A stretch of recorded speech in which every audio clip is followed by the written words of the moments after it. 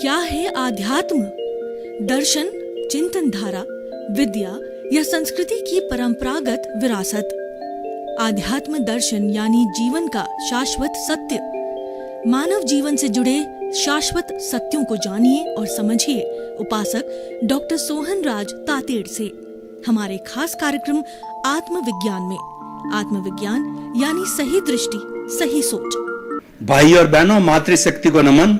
Studio में आपका हार्दिक स्वागत, अभिनंदन और सत्कार है। आत्मविज्ञान साइंस ऑफ द सोल कार्यक्रम के अंतर्गत हम आपको सही दृष्टि, सही सोच, राइट विजन, राइट थिंकिंग के तहत जो आपकी नकारात्मक सोच है, जो आपकी रॉन्ग बिलीफ है, जो आपकी गलत मान्यता है, जो आपकी गलत सोच है, उसको सकारात्मक में बदलते हैं, उसको पॉजिटिव थिंकिंग में बदलते हैं, आपको सही रास्ता बताते हैं, आपको एक राजपथ देते हैं कि जीवन भर उस राजपथ पर चल करके आपका ये मानव तन, मानव जीवन को आप सफल बनावें और जीवन में प्रसन्नता हासिल करें और लोगों को आप प्रसन्न करें। इसीलिए आत्मविज्ञान कार्यक्रम रखा गया है और ये सारा कार्य हम अलग अलग एपिसोड्स के माध्यम से करते हैं। तो भाई और बहनों, आज का बहुत ही सुंदर सूत्रात्मक एपिसोड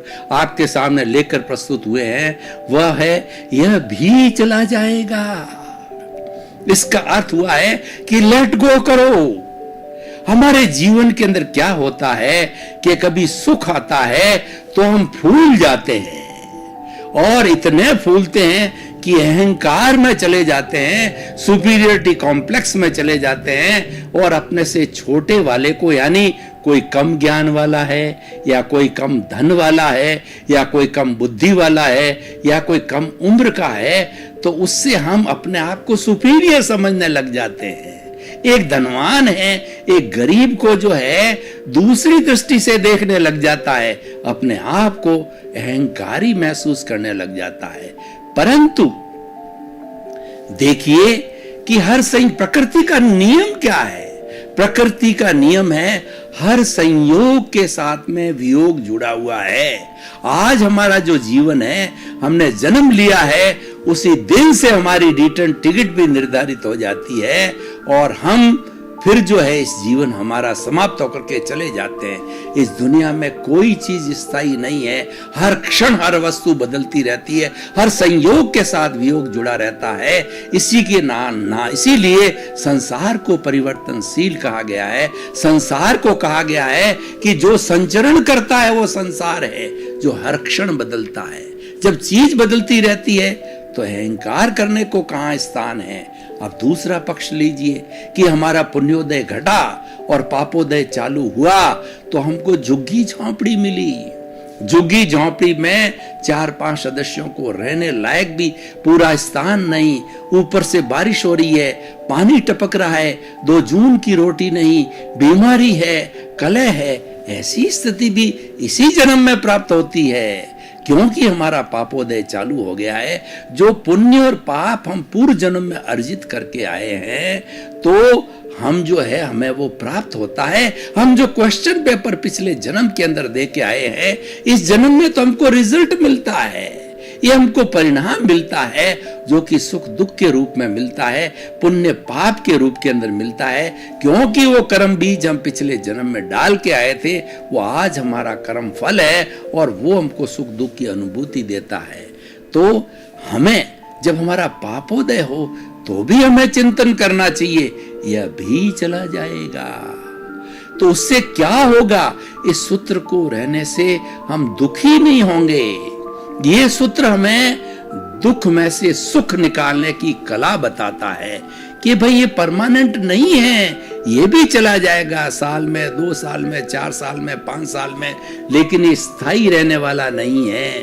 और जो लोग पुण्योदय को जी रहे हैं उन्हें भी चिंतन करना चाहिए कि यह भी चला जाएगा और इसका अगला जो फेज है वह पापोदय का है, वो कष्ट का है। इसीलिए जो कबीरदास जी ने बहुत सुंदर बात कही है कि जो सुख में सुमिरन करे तो दुख काय को होए, और जो दुख के अंदर जो है जो दुख के अंदर सुमिरन करता है तो उसको कभी भी दुख नहीं होता है, और सुख में सुमिरन करता है वह भी अच्छा। यानी हमें सुख दुख के अंदर दोनों में सुमिरन करना चाहिए, भगवान को आस्था दोनों में रखनी चाहिए। इसका अर्थ क्या हुआ? इसका अर्थ यह है कि यह भी चला जाएगा, वह भी चला जाएगा, कोई स्थायी तत्व नहीं है। तो हम आपको ज्ञान देना चाहते हैं कि स्थायी तत्व क्या है। वो स्थायी तत्व है, हमें खोज करवाता है कि मैं कौन हूं। जिस व्यक्ति ने इस चीज को जान लिया उसका पूरा जीवन सार्थक हो गया। दुनिया में सबसे कठिन से कठिन काम है वह है इस बात की जानकारी करना कि मैं कौन हूं, और जब इसका सही समाधान मिल जाता है तो उसके सारे काम यथार्थ हो जाते हैं। सही ज्ञान क्या है कि मैं तो शुद्ध आत्मा हूं, मैं तो ज्ञाता हूं, मैं तो दृष्टा हूं, मैं जानने वाला हूं, मैं देखने वाला हूं, और उसके साथ में अनंत ज्ञान वाला हूं, मैं अनंत दर्शन वाला हूं, मैं अनंत शक्ति वाला हूं, मैं अनंत सुख का धाम हूं। इसके सैकड़ों सैकड़ों गुण हैं। उन गुणों की भजना करो, उन गुणों की माला फेरो, उसको याद करो, उसको अपने आप को जो मैं बोलता हूं वो मेरा शुद्ध स्वरूप आत्मा है, वो मूल स्वरूप है। उस मूल स्वरूप को याद करोगे तो आपको अपना सही समाधान मिलेगा। मैं आपको बताना चाहता हूं कि मूल स्वरूप स्थायी कैसे है। देखिए, इस जन्म में मेरा सोहन राज नाम है, और इस जन्म के अंदर जैसे जैसे मेरे कर्मों का उदय भाव जन्म से मृत्यु तक चल रहा है, वह उदय भाव मैं पीछे से लेकर के आया था। ये तो मेरे कर्मों का, द्रव्य कर्मों का उदय भाव और प्रारब्ध है। भाव कर्म किसने किए? पूर्व जन्म के अंदर मोहन राज नाम का व्यक्ति था। उसने जो है वो राग द्वेष के भाव किए, भावों की रचना की, भावों कर्मों का बंधन किया, भावों कर्मों का अर्जन किया, और उसको भुगतने वाला ये सोहन राज है। अब देखिए, मोहन राज, सोहन राज दो अलग अलग शरीर हुए, और अब ये सोहन राज नाम का पुतला जो है, सोहन राज नाम का जो शरीर है, वह जीवन भर भाव करता है, चिंतन करता है, सोचता है, राग द्वेष करता है। तो उससे जो नए कर्मों का अर्जन होता है वो भाव कर्म कहलाते हैं। और ये भाव कर्म जब हमारा ये मेरा आयुष्य समाप्त हो जाएगा, अगले जन्म में यशवंत राम राज नाम का एक नया व्यक्ति बना। वो भाव कर्म जो है वह जब जन्म लेता है तो द्रव्य कर्म में कन्वर्ट हो जाता है। अब देखिए, मोहन राज, सोहन राज, यशवंत राज, भूत, वर्तमान, भविष्य, तीनों में अलग अलग शरीर, करने वाला कोई, भुगतने वाला कोई, लेकिन शाश्वत तत्व क्या है? तीनों समय में आत्मा की हाजिरी थी। भूत, वर्तमान और भविष्य में तीनों में आत्मा वही है। यानी सच्चा मैं वो है, वह इटर्नल है, वह शाश्वत है, वह चेतन है, वो जानने वाला है, देखने वाला है, और वो मूल रूप से मुक्त अवस्था में है। तो यह भी चला जाएगा का सूत्र क्या कहता है कि जो कुछ भी घटित हो रहा है उसको लेट गो करो, उसको दुख रूप में मत लो कि मुझे इतना दुख आ गया, मुझे इतनी तकलीफ हो गई, उसने मेरे साथ में ऐसा बुरा व्यवहार किया, उसने मेरे साथ में ऐसा किया, वैसा किया। उसमें उलझो मत, उसको लेट गो करो। अरे भैया, वो किसने किया? उसके लिए who is the responsible for the consequences you are suffering? You yourself is responsible for the consequences which you are suffering in the present time. You are the sufferer. आपने खड़े किए हैं। वो तो प्रकृति तो एक अपना नियम निभा रही है, अपनी ड्यूटी निभा रही है। जब कभी भी 84 लाख जीवा योनि के प्राणी इस सृष्टि के अंदर जन्म लेते और जन्म लेते ही है, अपने कर्मों के अनुरूप उनको शरीर मिलता है, एकेंद्रिय, द्वेंद्रिय, त्रिंद्रिय, चतुरेंद्र, पंचेंद्रिय, पृथ्वी का है, अप का है, तेजस का है, वायु का है, वनस्पति का है। 84 लाख जीवा योनियां जो है वो उत्पत्ति स्थान है, और जीवित आत्माओं की संख्या तो असंख्य अनंत है, और वह हर युग में, भूत भविष्य वर्तमान में, न तो एक आत्मा घटती है न एक आत्मा बढ़ती है। अलग अलग शरीर में अपने अलग अलग कर्मों के अंदर वो अपने कर्म भुगतती है, और वह जो ही कर्म भुगतने का प्रोसेस आता है, इस प्रकृति के अधीन हो जाती है, और उसके अंदर कुदरती रचना और कुदरत का कानून लागू होता है। इसी को ही जानना सनातन सत्य है। और जब हम सनातन सत्य को जानते हैं तो हमको शाश्वत सुख की प्राप्ति होती है। शाश्वत सुख क्या है? शाश्वत सुख है हमारे भीतर है। कस्तूरी के मृग ज्यों, मृग दर्शना में क्या होता है कि एक मृग है, उसकी नाभि के अंदर कस्तूरी होती है। कस्तूरी की सुगंध जब फूटती है तो वह इधर भागता है, उधर भागता है, चारों तरफ फैल जाती है, और मृग सोचता है कि इतनी सुंदर सुगंध कहां से आती है, और मृग तृष्णा में वो डूब जाता है।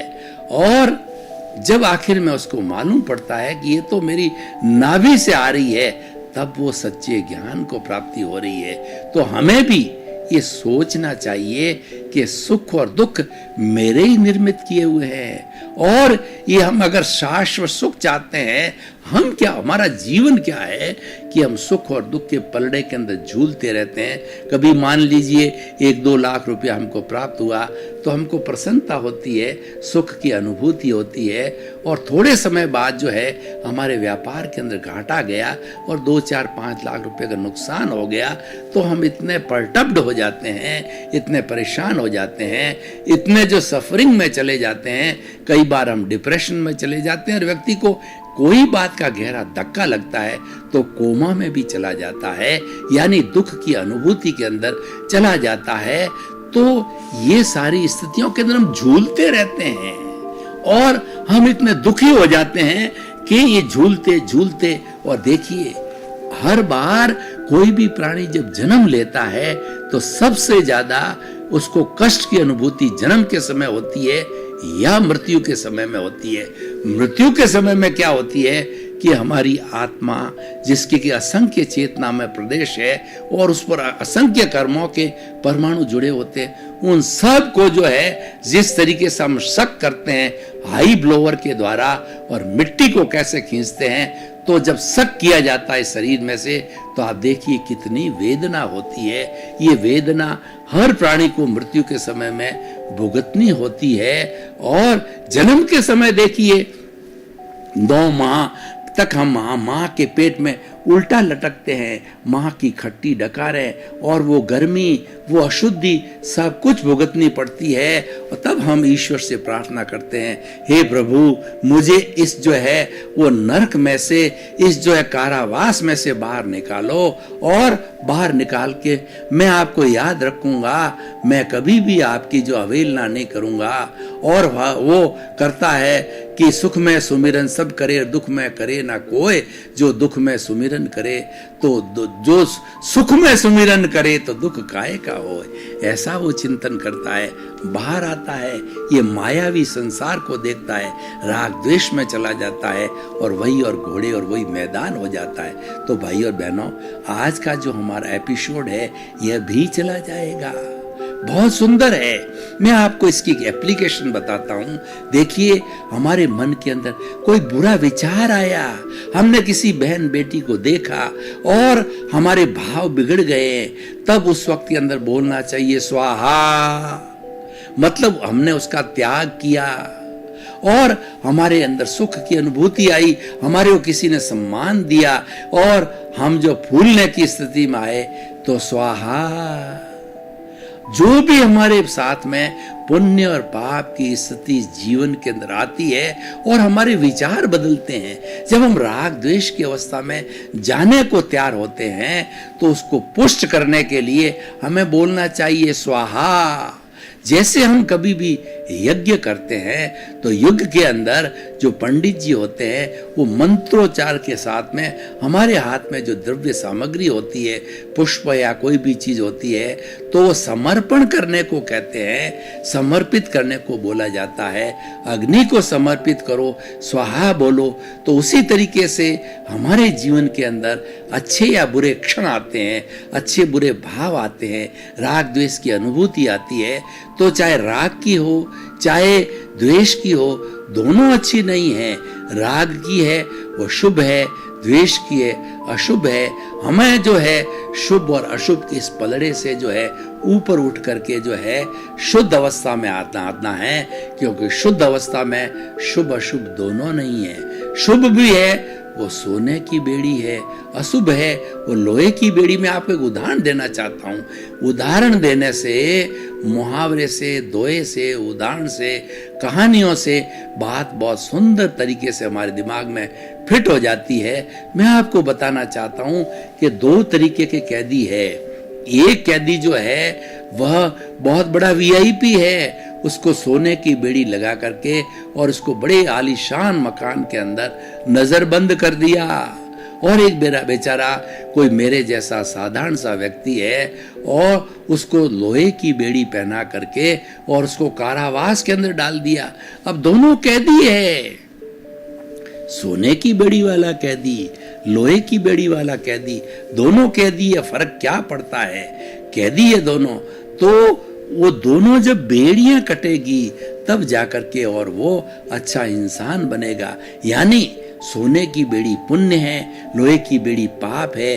अगर हमें मुक्त होना है, अगर हमें अपने मूल स्वरूप में जाना है, अगर हमें शाश्वत सुख में जाना है, अपने आत्मा का जो स्वरूप है अनंत सुख वाला है उसमें जाना है, तो पुण्य पाप दोनों को काटना पड़ेगा।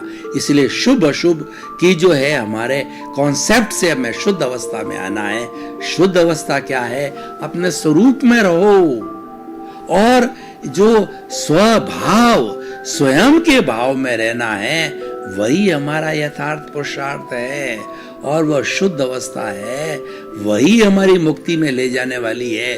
क्योंकि भीतर जो परमात्मा बैठा है मूल स्वरूप में वो तो शुद्धि है, वो तो मुक्ति जाने वाला है, लेकिन उसके साथ में अज्ञान का वेल्डिंग पड़ गया है।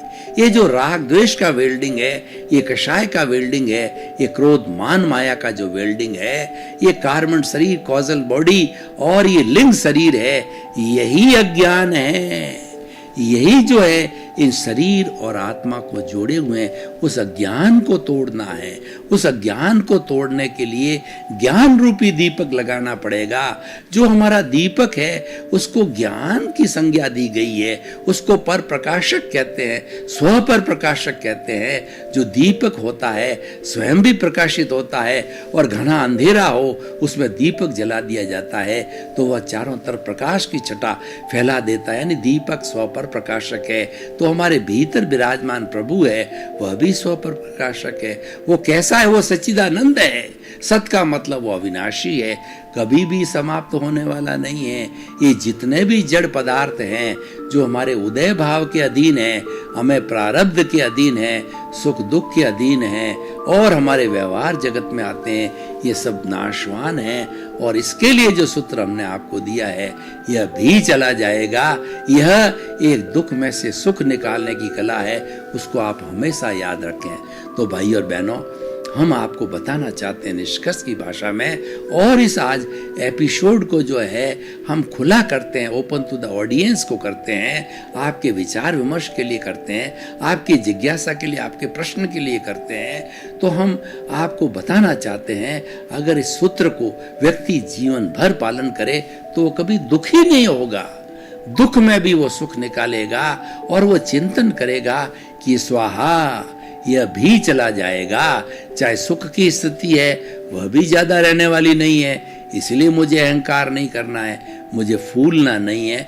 और दुख की अवस्था है वह भी चला जाएगा, इसीलिए उसमें निराश होने की जरूरत नहीं है। तो एक ऐसा ये अमोघ मंत्र हम आपको दे रहे हैं कि यह भी चला जाएगा। इस सूत्र को कोई भी पालन करता है तो विश्व की 7 अरब की जनसंख्या में से कोई भी पालन करे तो वो इस जीवन को दुखी नहीं बनाएगा। और यह हमें परमात्मा ने या हमारे कर्मों ने जो हमको जीवन दिया है, और वो तो हम करके आए हैं, हम लेके आए हैं। वो दोष किसी का नहीं है, वह दोष स्वयं मेरा है। और उसके अनुरूप ही जो है उदय और प्रारब्ध चलेगा। बेचारी जो कुदरत है वह तो हमारे उपादान के अनुरूप जो है निमित्त जुटाती है, और वो निमित्त हमें गाली देता है, हमको धक्के मारता है। हमको चाहे अपना बेटा भी क्यों ना हो, कई बार बेटा जो है माँ बाप को धक्के मार के घर से बाहर निकाल देता है, वृद्धाश्रम में डाल देता है, उनको अपशब्द कहता है। और ऐसे ऐसे लोग हैं कि वो घर में माँ बाप को बंद करके बाहर चले जाते हैं, विदेश चले जाते हैं, उनको अपनी हालत पर भुगतने के लिए। आजकल पूरा आप प्रिंट मीडिया में देखिए और आज टीवी मीडिया में देखिए क्या हो रहा है। चारों तरफ यही चल रहा है, चारों तरफ हिंसा, अशांति, दुख का कारण है कि माँ ने बेटे को मार दिया, पति ने पत्नी को मार दिया, और पत्नी किसी लवर के साथ में जुड़ गई और उसने अपने पति की हत्या कर दी। बाप बेटा पूरा परिवार जो है वह सुसाइड कर लिया। ये सब क्यों हो रहा है? इसीलिए हो रहा है कि हमारे साथ अज्ञान है। हमको उस अज्ञान को तोड़ने के लिए सच्चा ज्ञान लेना पड़ेगा। सच्चा ज्ञान क्या है कि मेरे जो भीतर प्रभु विराजमान है उसकी हाजिरी से सब कुछ चल रहा है। प्रभु है तो हम हैं, प्रभु नहीं है तो राम नाम सत्य है, उसकी प्रेजेंस से हो रहा है। लेकिन ये जो करने वाला है ये जड़ है, ये हम पीछे से लेके आए हैं, कर्मों का पुलिंदा जो है हम लेके आए हैं। और ये जो राग द्वेष जो हम लेके आए हैं उसके अंदर अगर सुखी जीवन जीना चाहते हैं तो चिंतन करो, यह भी चला जाएगा। उससे संतोष मिलता है, सुकून मिलता है, सांत्वना मिलती है। देखिए भाई और बहनों, किसी का कोई जो घर का नागरिक चला जाता है, बेटा माँ बाप, क्योंकि प्रकृति का नियम है, हर संयोग के साथ वियोग जुड़ा हुआ है और हर व्यक्ति आयुष्य कर्म के अधीन है। वो आया है, वो जाएगा, स्थायी कोई नहीं है। तो जब चला जाता है तो लोग जो है वो 12 दिन का शोक मनाते हैं। किस लिए मनाते हैं? कि रिश्तेदार आकर के उसको बार बार एहसास करवाते हैं कि ज्ञान का विचार करो, आर्त ध्यान मत करो, क्योंकि ये तो प्रकृति का नियम है। भाई और बहनों, आपका बहुत बहुत धन्यवाद। आप हमारा आत्मविज्ञान कार्यक्रम बराबर देख रहे हो। आत्मविज्ञान कार्यक्रम की आप आत्मा हो और आपके देखने से ही हमारा आत्मविज्ञान कार्यक्रम पॉपुलर हो रहा है और ये आपके जीवन में सुधार कर रहा है। आप इस आत्मविज्ञान कार्यक्रम के सूत्रों को आत्मसात करो, हृदयंगम करो, अपने जीवन में उतारो, तो निश्चित तौर से आपके जीवन में परिवर्तन आएगा, आपका जीवन अच्छा बनेगा। तो इसी क्रम के अंदर आपके प्रति मंगल भावना, शुभकामना कि आप शतायु होकर के अपने परिवार के साथ में आनंद का जीवन जी के, परोपकार करके, और मैं कौन हूँ इसकी जो है आप जो है पहचान करके अपने जीवन को सिद्ध बुद्ध मुक्त बनावें। आपके प्रति मंगल भाव। क्या है आध्यात्म? दर्शन, चिंतन धारा, विद्या या संस्कृति की परंपरागत विरासत। आध्यात्म दर्शन यानी जीवन का शाश्वत सत्य। मानव जीवन से जुड़े शाश्वत सत्यों को जानिए और समझिए उपासक डॉक्टर सोहन राज तातेड़ से हमारे खास कार्यक्रम आत्मविज्ञान में। आत्मविज्ञान यानी सही दृष्टि, सही सोच।